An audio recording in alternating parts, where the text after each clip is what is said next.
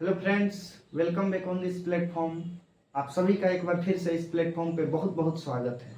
जैसा कि आप सब जान रहे हैं, हम लोग क्लास 10th का फिजिक्स स्टार्ट किए हैं और फिजिक्स में एक बहुत ही बेहतरीन और एक बहुत ही दमदार चैप्टर है जिसका नाम है लाइट। ये लाइट चैप्टर जितना बोलिए इसके बारे में उतना कम पड़ जाएगा। बहुत ही अच्छा चैप्टर है। तो अभी हम लोग लेक्चर 1 में जो पढ़े थे, ये हमारा लेक्चर 2 है। जो लोग भी लेक्चर 1 नहीं देखे होंगे वो लेक्चर 1 जरूर देखकर 2 में आइएगा, क्योंकि हमारा साइंस जो है हर एक टॉपिक से इंटरलिंक होता है, हर एक टॉपिक से इंटरकनेक्ट रहता है। इसलिए बिना लेक्चर 1 देखे आप लेक्चर 2 में मत आइएगा।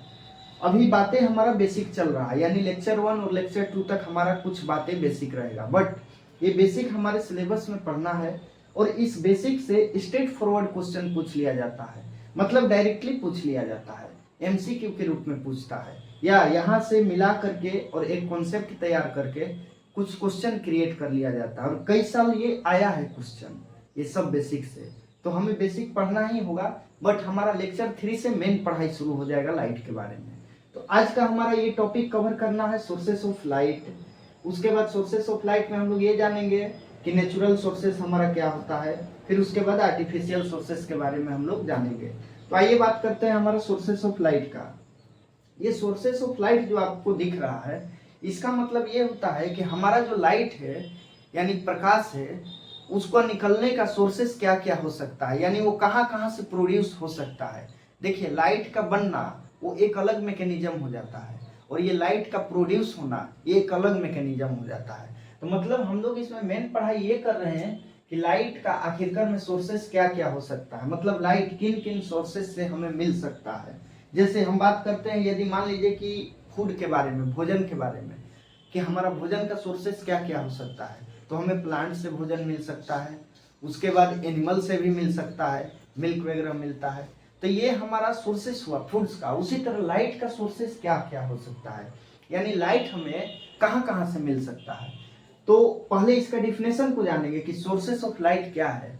तो ये तो हम लोग सीधा सा बोल सकते हैं कि वैसा ऑब्जेक्ट्स जिससे हम लाइट प्राप्त कर सके, लाइट को पा सके, वो उसका लाइट का सोर्सेस कहलाया। आप इसको ट्रांसलेट करके कन्वर्ट कर सकते हैं, क्योंकि आप क्लास 10th में हैं और क्लास 10th में इतना ग्रामर आ जाना चाहिए। चीज़ों को समझिए, कॉन्सेप्ट को समझिए और समझ करके अपने लैंग्वेज में लिखिए, तब देखिए आपका बोर्ड में बेहतरीन मार्क्स आ सकता है। तो सोर्सेस ऑफ लाइट को अगर हम डिफाइन करना चाहें तो हम ये बोल सकते हैं कि the object of a light sources in which it emits visible light is known as sources of light। मतलब एक ऐसा ऑब्जेक्ट जिससे लाइट इमिट हो रहा है, विजिबल लाइट जिससे हम देख पा रहे हैं, वो कहलाता है सोर्सेस ऑफ लाइट। कहने का मतलब कि एक ऑब्जेक्ट के रूप में मान लीजिए कि ये मार्कर है हमारे पास। अभी ये मार्कर एक ऑब्जेक्ट है, ये एक ऑब्जेक्ट है, इससे यदि लाइट इमिट हो रहा है, लाइट यदि निकल रहा है, इमिट हो रहा है, तो हम इसे बोलेंगे कि ये लाइट का सोर्स है। क्यों? क्योंकि हम इससे लाइट पा रहे हैं। अगर मान लीजिए कल के दिन इस व्हाइट बोर्ड से लाइट निकलना शुरू कर दे तो सोर्सेस ऑफ लाइट हम व्हाइट बोर्ड को बोलेंगे। तो मतलब इस डिफिनेशन में वही लिखा हुआ है, एक ऐसा ऑब्जेक्ट, एक ऐसा थिंग्स जिससे लाइट इमिट हो रहा है और इमिट होने के बाद वो विजिबल हो सके, यानी जो दिखाई दे सके, तो उसे हम बोलते हैं सोर्सेस ऑफ लाइट। ये चीजें आप याद रखिएगा। नेक्स्ट आता है हमारा कि सोर्सेस ऑफ लाइट जो है, मतलब लाइट जो निकल रहा है जिस चीज से, जिस ऑब्जेक्ट से, वो ऑब्जेक्ट को कैटेगराइज हम लोग कैसे कर सकते हैं। तो वो हमारा एक नेचुरल सोर्सेस ऑफ लाइट होता है और दूसरा होता है आर्टिफिशियल सोर्सेस। मतलब कुछ सोर्सेस ऐसा है जो नेचुरल है। जैसे मान लीजिए कि अगर पेड़ से लाइट निकलना शुरू हो जाए, एक एग्जाम्पल लिए हैं, ऐसे तो पेड़ से लाइट कभी निकलेगा नहीं, लेकिन अगर पेड़ से लाइट निकलना शुरू हो जाए तो हम उसे सोर्सेस ऑफ लाइट का नाम देंगे। क्यों? क्योंकि पेड़ से लाइट निकल रहा है। बट वो पेड़ जो है नेचुरल थिंग्स है या आर्टिफिशियल है? तो नेचुरल है, तो हम उसे बोलेंगे नेचुरल सोर्सेस ऑफ लाइट। तो वही बात यहाँ पे बोला गया है कि नेचुरल सोर्सेस ऑफ लाइट का मतलब क्या होता है कि एक ऐसा ऑब्जेक्ट जो लाइट इमिटेड करे, यानी लाइट निकले जिससे, लेकिन वो ऑब्जेक्ट कैसा होना चाहिए? नेचुरल होना चाहिए। तो उसे हम बोलेंगे नेचुरल सोर्सेस ऑफ लाइट।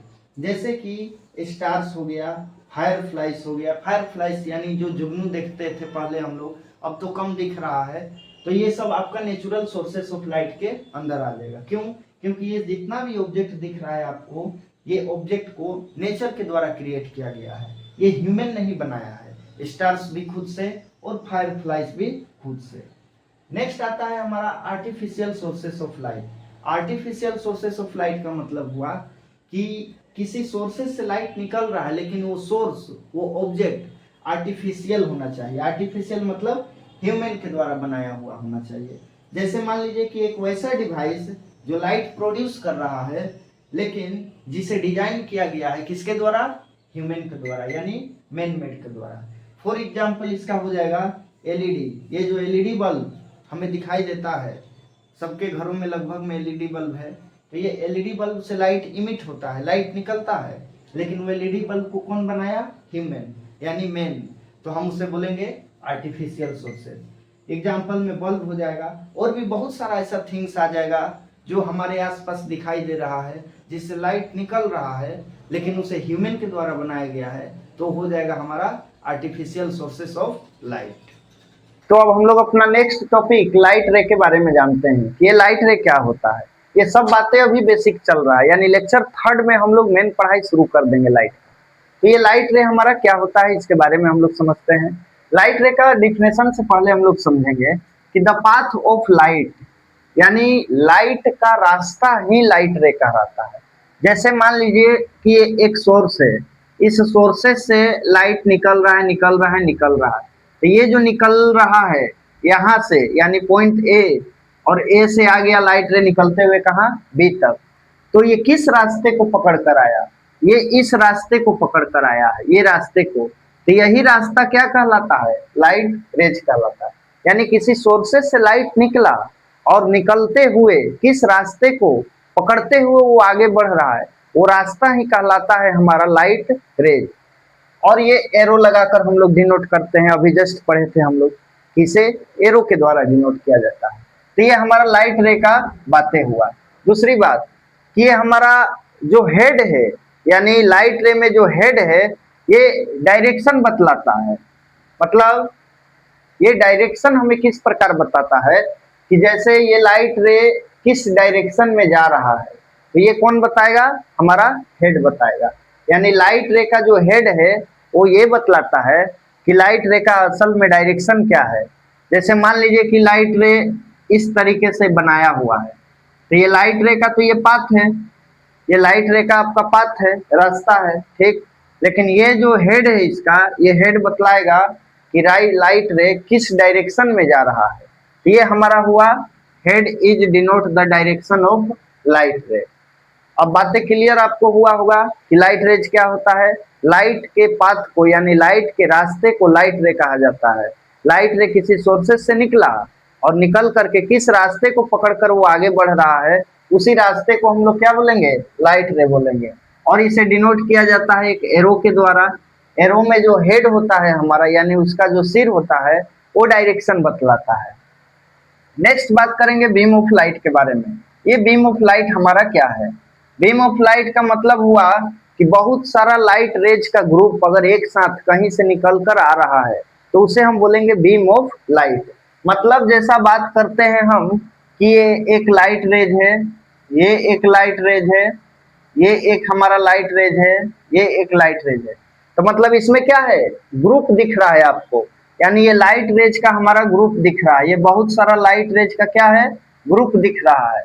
तो ये जो लाइट रेज का ग्रुप है, यही लाइट रेज का ग्रुप हमारा कहलाता है beam of light. Beam of light मतलब the group of light rays. Light ray का बहुत सारा ग्रुप को हम लोग नाम देते हैं बीम ऑफ लाइट से, सीधा सा बात है। और ये लाइट रेज का ग्रुप जो है कहीं ना कहीं सोर्सेस से प्रोड्यूस होगा।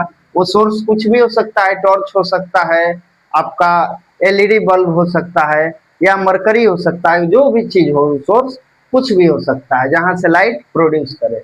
अब दूसरा हम लोग को ये जानना है कि ये जो हमारा बीम ऑफ लाइट है, ये जनरली कितने टाइप में बट जाता है। एक होता है पैरेलल बीम ऑफ लाइट, दूसरा कन्वर्जेंट, तीसरा डाइवर्जेंट। इसका कहने का मतलब क्या हुआ कि ये जो बीम ऑफ लाइट हम लोग को दिखाई देगा कभी भी, तो ये 3 फॉर्मेट में हम लोग को दिख सकता है। फर्स्ट फॉर्मेट हमारा ये हो सकता है, जैसे मान लीजिए कि ये बीम ऑफ लाइट हम बनाए हैं, एक ये है लाइट रेज, एक ये है, एक ये और एक ये सब एक दूसरे का क्या है, पैरेलल है। ये सब एक दूसरे का क्या है, पैरेलल है। तो इसे हम बोलेंगे पैरेलल बीम ऑफ लाइट। यहाँ भी आप देख पा रहे होंगे नंबर ए में, ये लाइट रेज, ये लाइट रेज, ये लाइट रेज, ये लाइट रेज, ये लाइट रेज, ये सब एक दूसरे का पैरेलल है। लेकिन ये नीचे में एक लाइट रेज ऐसा है जो एंटी पैरेलल है। एंटी पैरेलल का मतलब डायरेक्शन अपोजिट हो, बट वो पैरेलल रहे एक दूसरे का, तो इसे हम बोलते हैं एंटी पैरेलल। तो ये लाइट रेज कैसा कहलाएगा, पैरेलल बीम कहलाएगा। सेकंड, ये जो डायग्राम आप देख पा रहे हैं, ये आपका कन्वर्जेंट बीम है। कन्वर्जेंट बीम का मतलब क्या हुआ कि लाइट रेज आ रहा है किसी सोर्सेस से और वो एक पॉइंट पे कन्वर्ज हो गया। ये लाइट रेज आ रहा है किसी सोर्सेस से और आने के साथ वो एक पॉइंट पे कन्वर्ज हो गया, तो इसे हम बोलते हैं convergent beam of light. Divergent beam of light number 3। Divergent beam of light का मतलब हुआ कि एक पॉइंट सोर्सेस से लाइट निकल करके डाइवर्ज हो रहा है सभी डायरेक्शन में। ये इधर ऊपर की ओर जा रहा है, ये बीच से चला जा रहा है, ये इधर की ओर जा रहा है। डाइवर्ज का मतलब होता है फैल जाना।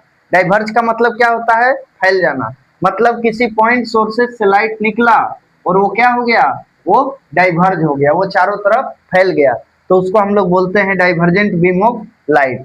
अब ये जो पैरेलल बीम ऑफ लाइट है, कन्वर्जेंट बीम ऑफ लाइट है और डाइवर्जेंट बीम ऑफ लाइट है, ये इसका 3 फॉर्मेट हो सकता है, यानी बीम ऑफ लाइट का।